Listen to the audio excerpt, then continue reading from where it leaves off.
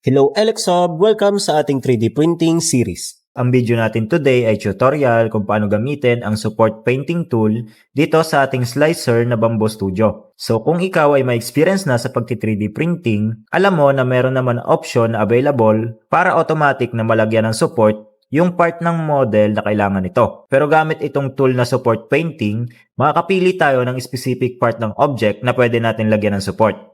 So for example, ito ang aking model. Kapag nag-slice ako dito, using yung normal settings ko, walang any support na lumalabas. Pero ang gusto ko sana, malagyan siya dito sa may part na to kasi nakahang na siya. So by using this tool, pwede ko yun magawa. So una, piliin lang natin itong fill type and then i-click natin yung part ng model na gusto natin malagyan ng support. So sa part ko ay dito. And then kapag okay na, try natin i-slice yung model. So ayun, malalagyan na siya ng support. So again, hindi suggested na palaging gamitin ang auto support option, palagi pa rin nakadepende dapat sa ating model. So ayun lang muna for this video. Kung gusto nyo pa ng ibang tips kagaya nito, stay tuned lang guys dito sa ating 3D printing series.